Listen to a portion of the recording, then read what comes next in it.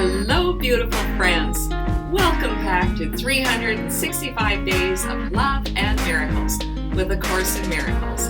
My name is Arlene Geres, and I am so glad that you are here. Please remember to listen right until the very end, because I have a special treat for you. And if you enjoyed today's video, please click like and subscribe down below, because that helps others to find us on YouTube. Today's lesson is lesson number 115. Today's lesson is a review of lessons 99 and 100. Lesson 99 says, "Salvation is my only function here." Better put my glasses on so I can see properly. "My function here is to forgive the world for all the errors I have made, for thus am I released from them with all the world." We have talked many times about forgiveness and how important it is to lead us into our oneness with God and all of creation. The way this lesson puts it, salvation and forgiveness are really all the same. I cannot experience salvation without forgiveness. I forgive the world for all the errors I have made. That can seem confusing. The Course tells us that forgiveness is really a bridge between the world of the ego and the world of spirit. If we're 100% living in the world of spirit, if we only see the world through God's eyes, we have no need of forgiveness. We don't judge. We don't even notice when someone does something that at one time would have offended us. So we need to forgive ourselves for judging. When I make this error in judging, I think that there's something wrong with you. I don't. But according to this lesson, when I make that judgment against anyone or anything, I am making an error. When I forgive myself for that error, then I get to come back to that oneness with God and all of creation. Let's take a look back at some of the highlights of lesson 99. Salvation and forgiveness are the same. They both imply that something has gone wrong, something to be saved from, forgiven for, something amiss that needs corrective change, something apart or different from the will of God. The Course tells us that salvation is unity with God and all of creation. But this section is telling us what we are being saved from. We are being saved from seeing the world through the eyes of the ego, through eyes of judgment, criticism of ourselves and others. That's what we want to be saved from. Let's take a look at another highlight. "Let in the light, and you will look upon no obstacle to what He wills for you. Open your secrets to His kindly light, and see how bright the light still shines in you." When we practice forgiveness on a regular basis, this means that the very moment that we start to go into judgment, we go, oh, there I am, seeing through the mind of the ego. I want to move over to the mind of love. I want to see this person, place, or situation through the eyes of God. When I do that, I don't see those judgments. I learn how to stop seeing through the eyes of the ego. God's will for me is perfect peace, joy, and happiness. And that's God's will for you too. I cannot get there if I'm living in judgment, criticism, fear, pain, and sorrow. Open your secrets to His kindly light. At one time, I was very afraid to share my secrets with God. I thought that God had cast me out of the kingdom because I was so guilt-ridden and full of shame. I learned, though, that when I open up these secrets of my heart, all of the vengeance that I had stored there, all of the pains that I had experienced in my younger years, in my childhood, and my early adulthood, grievances that I was holding against people that I believed had hurt me, I let the light of God in, and God shone His light on all of those things. I see all of them differently now. I know that I had to go through every single one of those experiences to get to where I am today. When we do this, we get to see how bright God's light shines in us. Isn't that a glorious idea? Practice His thought today and let His light seek out and lighten up all darkened spots and shine through them to join them to the rest. It is God's will, your mind, be one with His. Let our will be joined with God's.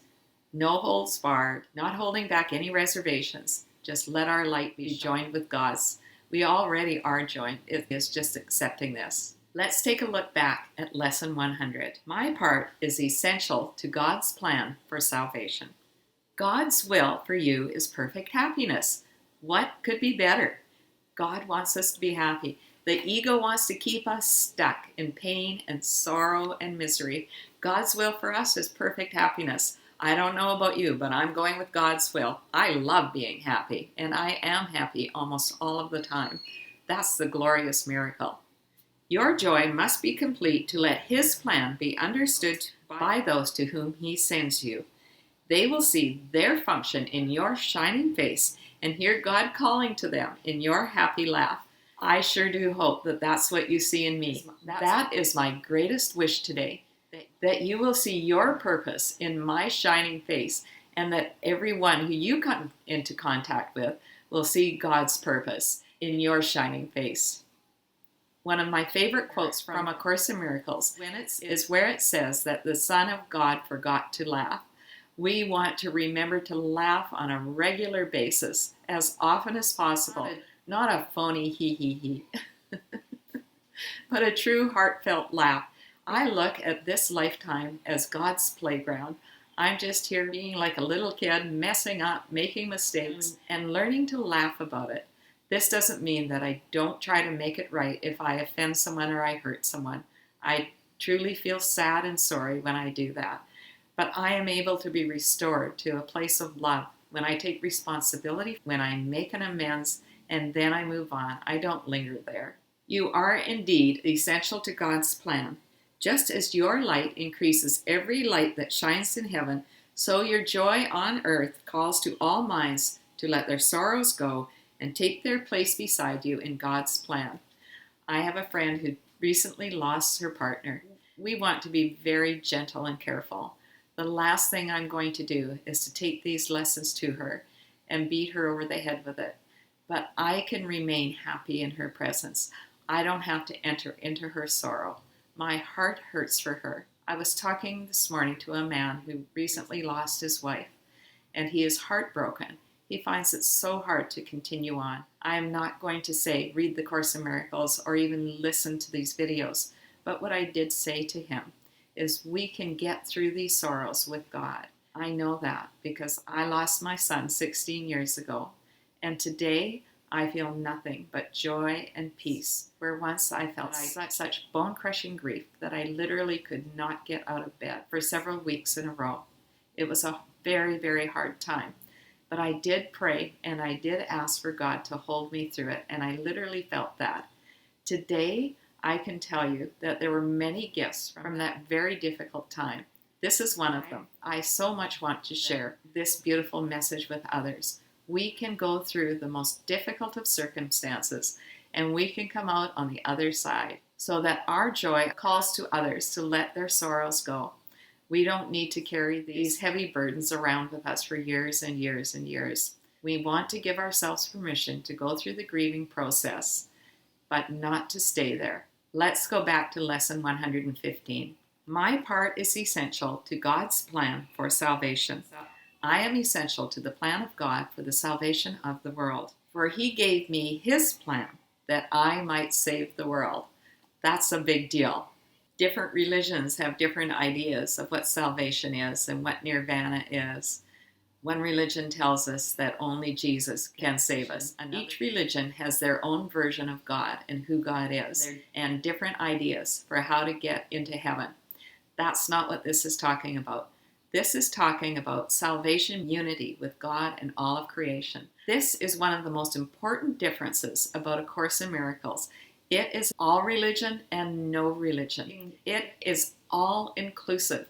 We don't have to believe in any particular God in order to get there. All we have to believe is that we are all one with God and all of creation. I just love that about A Course in Miracles.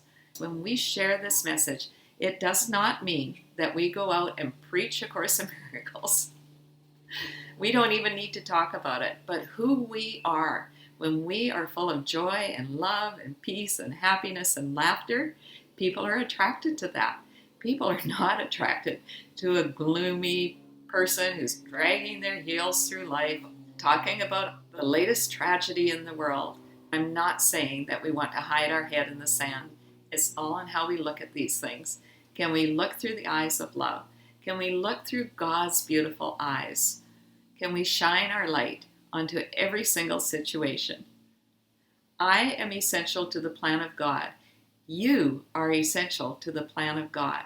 God wants to bring every single one of us along, and we all have an important part to play in sharing God's love with every single person that we encounter and even think of. Our thoughts are incredibly powerful. When I share this message with one person, and then they share it with another person, and they share it with another person, this message is increased, and it is already being shared all around the world. It is a wonderful thing to be a part of this.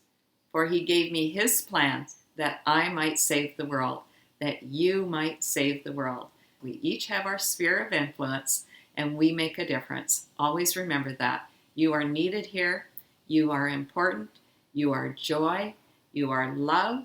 You are peace. You are laughter. Now go out and share that with everyone you meet today and with everyone that you even think of. Let's take a look back at paragraph 5 of Review 3. The format you should use for these reviews is this. Devote 5 minutes twice a day or longer, if you prefer it, to considering the thoughts that are assigned. Read over the ideas and comments that are written down for each day's exercise, and then begin to think about them, while letting your mind relate them to your needs, your seeming problems, and all your concerns. Paragraph 1 urged us to follow the practice as outlined as closely as possible. Paragraph 2 reminded us that rituals are not our aim. That's not what we're trying to do. This is not like many of the world's religions, where we have to do certain things. But we are encouraged to practice as closely as possible if we want the best results.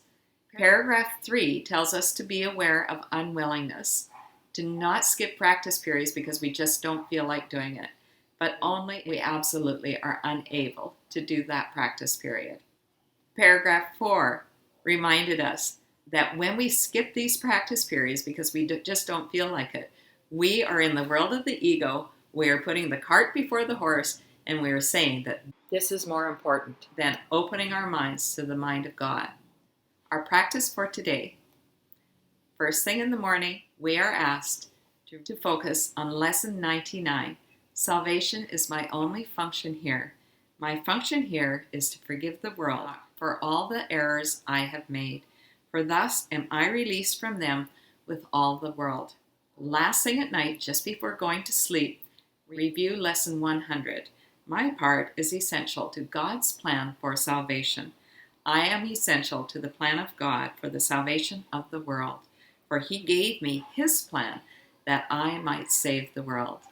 On the hour, we want to review Lesson 99, Salvation is my only function here, and on the half hour, my part is essential to God's plan for salvation. Thanks so much for listening right until the end, my friends. If you enjoyed today's video, please share the love, tell others about these videos, encourage them to start at Lesson 1 and only do one lesson a day. Are you ready for our special treat? And here we have the gateway into the tourist area of Tlaquepaque. This sculpture really speaks to the many times that Mexico has had to fight for their freedom. Salvation is my only function here. My part is essential to God's plan for salvation. Let us fulfill our function and sharing God's love everywhere we go today and every day, my friends. I love you.